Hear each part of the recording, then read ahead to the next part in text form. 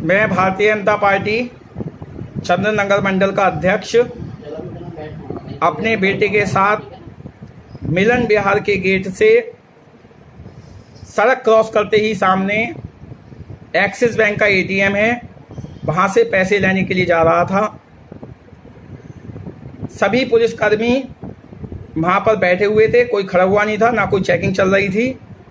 मेरे गाड़ी के आगे भारतीय जनता पार्टी मंडल अध्यक्ष लिखा हुआ है बड़ा बड़ा, और काफ़ी बड़ा कमल का फूल बना हुआ है। वह महोदय जो वहाँ पर इंस्पेक्टर थे या सब इंस्पेक्टर थे, वो अच्छी तरीके से मुझे जानते हैं, भली प्रकार देखते रहते हैं निकलते बढ़ते। उन्होंने देखते ही, जैसे ही मैंने सड़क क्रॉस करके एटीएम तक अपनी गाड़ी लेकर गया, पीछे मेरे बेटा उन्होंने अबे शर्म नहीं आ रही ये कहते हुए मुझे संबोधित किया। मैंने पीछे पलट कर देखा, लेकिन इस चीज़ को मैं अवॉइड कर गया क्योंकि बेटा साथ में था। उसके बाद में मैंने एटीएम के आगे वाहन अपना लगाया। वो दरोगा जी उसके बावजूद भी एटीएम पर मुझे देखकर, क्योंकि मिलन विहार के गेट से और एटीएम की दूरी मात्र 150 मीटर भी नहीं होगी, मेरे मुंह पर मास्क लगा हुआ था। हाँ, केवल हेलमेट नहीं था, और इतनी दूरी के लिए मेरे बेटे ने मुझसे कहा भी था। मैंने उस गलती को उनसे कहा भी कि हाँ मुझसे गलती हुई है, परंतु मैं सामने से ही आया हूँ, एटीएम से पैसे निकालने हैं मुझे। तो बोले मैं चालान करूँगा। मैंने कहा कोई बात नहीं, आप चालान करिए। उन्होंने मेरी गाड़ी का चालान कर दिया है।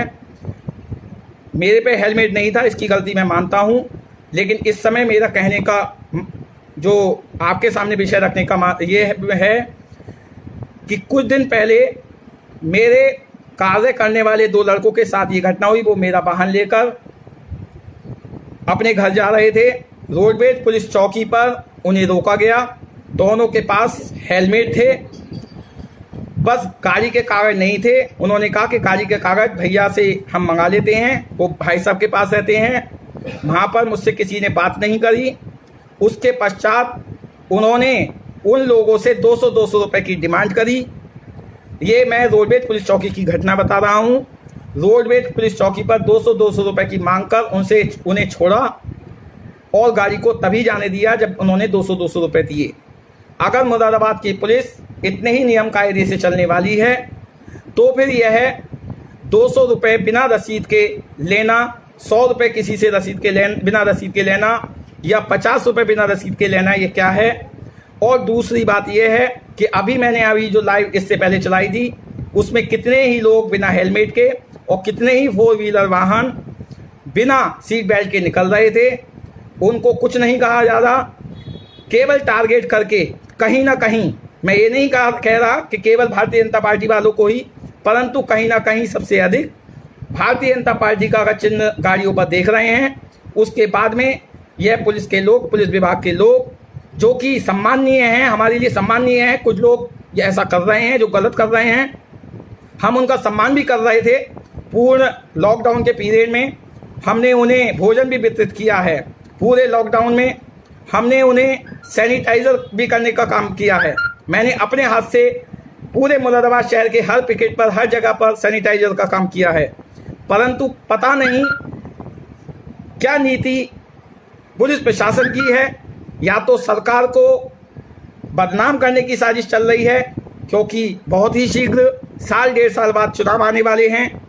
कहाँ से क्या निर्देश हैं, किस चीज़ का पालन कर रहे हैं, बसपा की या सपा की किस मानसिकता से ये काम कर रहे हैं, इसका अब हमारे अधिकारियों को, हमारे जनप्रतिनिधियों को इस विषय में सोचना पड़ेगा।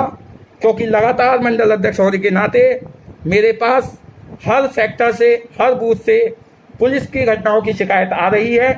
सिविल लाइन एरिया में हिमगिरी सेक्टर की तरफ रोड पर स्थित एक दुकान जो कि मेरे बूथ अध्यक्ष की है, और उसी दुकान के द्वारा उनके घर का रास्ता भी है।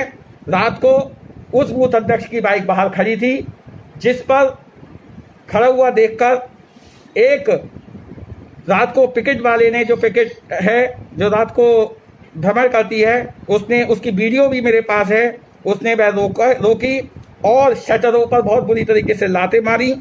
जब वो लड़के निकल के आए जो हमारे बूथ अध्यक्ष हैं और 2-3 लड़के जो घर में थे, परिवार के लोग थे, मित्र थे, वो निकल के आए तो उनके साथ बेतहाशा गाली गलौज और गंदी गंदी भाषा का प्रयोग किया गया।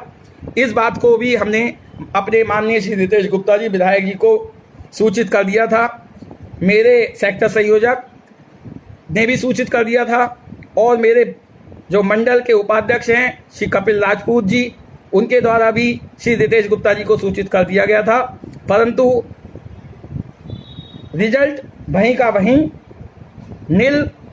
थोड़े दिनों बाद कार्यकर्ता भूल जाता है, सारी बातें खत्म हो जाती हैं। कल मेरे सेक्टर्स जो मेरे पूरे मंडल क्षेत्र का बूथ सत्यापन समिति का कार्य देख रहे जो प्रमुख हैं उसके श्री राजीव बिश्नोई जी अपने वाहन से आ रहे थे, उनको भी सब मास्क भी लगा हुआ था, सब चीज़ें थी, लेकिन उसके बावजूद उन्हें परेशान किया गया। उन्होंने अपने कागजात दिखाए कि मैं पार्टी के कार्य से निकला हूँ और बस घर के पास ही थे। वो भी कोई क्षेत्र ऐसा नहीं था कि बहुत बड़ा हाईवे हो जिसमें हेलमेट अवॉइड नहीं करा जा सकता और उन्हें हेलमेट के नाम पर बहुत देर तक, आधे घंटे तक परेशान करा गया। ऐसी घटनाएं केवल मेरे मंडल में नहीं हो रही हैं। हाँ, मेरे अधिकारी और पूरी पार्टी कहीं ना कहीं मुझे इस तरीके की जो मैं विचार रखता हूँ उसका बुरा समझती है, बुरा मानती है, परंतु मुझे उसकी कोई फिक्र नहीं है। आप मेरे खिलाफ अगर चाहते हैं, अगर मैं गलत हूँ या मेरे कार्यकर्ता गलत हैं, तो आप मेरे खिलाफ भी एक्शन ले सकते हैं। ये मैं आज से 2 से 3 दिन पहले भी लिखित में कह चुका हूँ, और वरना इसका कोई हल निकालें।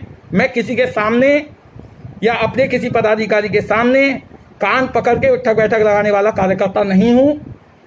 मैं संगठन का कार्य करने वाला, निर्भीकता से, ईमानदारी से कार्य करने वाला व्यक्ति हूँ। यदि कुछ गलत हुआ है उसके खिलाफ आवाज़ उठाऊंगा। ये मेरा विषय नहीं है, ये मेरे कार्यकर्ताओं का विषय है। इस समय जरूर मेरे साथ ये घटना हुई है, परंतु बहुत दिनों से ये उबाल था, लगातार ये क्रिया चल रही है। तो इस विषय पे मेरा फिर निवेदन है कि भारतीय जनता पार्टी नेतृत्व, हमारे जनप्रतिनिधि जल्दी से जल्दी कोई हल निकालने की कोशिश करें, अन्यथा इस प्रकार से कार्य नहीं चल पाएगा। यह मेरी आवाज़ नहीं है, मेरे पास अनेकों फोन आते हैं कार्यकर्ताओं के, सेक्टर संयोजकों के। आपके मुंह पर कोई कुछ ना कहे चाहें, लेकिन उनकी आवाज़ बनकर मैं अपने मुंह से कह रहा हूं। आप इसके बाद चाहे मुझे कोई दंड दे दें, लेकिन मैं उठक बैठक लगाकर और कान पकड़कर आपके सामने अपनी गलती को मानूं जब मैंने कोई गलती नहीं की है। तो ऐसा आप ना समझें। आगे आपका विचार है, चुनाव आप लोगों को लड़ना है, भारतीय जनता पार्टी को लड़ना है, कार्यकर्ताओं को लड़ाना है।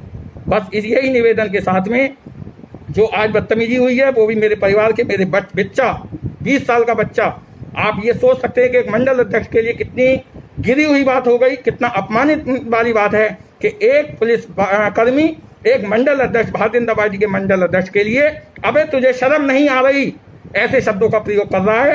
अगर यही शब्द विधायक जी के लिए, जिलाध्यक्ष जी के लिए या कोई मंत्री जी के लिए कहेगा तो क्या वह सुन लेंगे? मुझे इस बात का जवाब दें। क्या महापौर जी, मेयर साहब के लिए शब्द कहे जाएंगे तो क्या वह सुन लेंगे? क्या केवल कार्यकर्ता, मंडल अध्यक्ष, निचले स्तर के कार्यकर्ता केवल यही सुनने के लिए बचे हैं, कार्य करने के लिए बचे हैं? मुझे इस बात का जवाब चाहिए और शीघ्र से शीघ्र चाहिए। इसी के साथ मैं अपनी वाणी को विराम देता हूं, और जो आपको करना है, अगर आपको संगठन हित में करना है तो करें, और अगर पुलिस के हित में करना है तो वो करें। आप खुले आंख छूट दें, कुछ भी करें, हमें इससे कोई नहीं। मुझे विषय रखना था अपना, मैंने अपना विषय अपने कार्यकर्ताओं को विषय रख दिया है। धन्यवाद। हम कोई नियम का उल्लंघन नहीं करना चाहते, न पुलिस का अपमान करना चाहते, परंतु हम यह भी चाहते हैं साथ में कि हमारा भी सम्मान हो। हमारे मजोले थाने के जो थानाध्यक्ष जी महोदय हैं, वो हमें देखकर हमसे 1-1 घंटे का इंतजार कराते हैं अगर किसी कार्य के लिए जाएं कार्यकर्ता के। उसके बावजूद जब वो अपने निवास से निकल के आते हैं तो हमारे नमस्कार करने के बाद भी गाड़ी में सीधे बैठ के निकल जाते हैं, और 15 मिनट बाद जब उन पर प्रेशर बनता है तो वो ये कहते हैं कि हम पहचान नहीं पाए। आप ये स्थिति हमारे क्षेत्र में हो रही है। तो ऐसे स्थिति में कौन कार्यकर्ता काम कर लेगा, कौन पदाधिकारी काम कर लेगा? आप जरा इसका आकलन करें। धन्यवाद।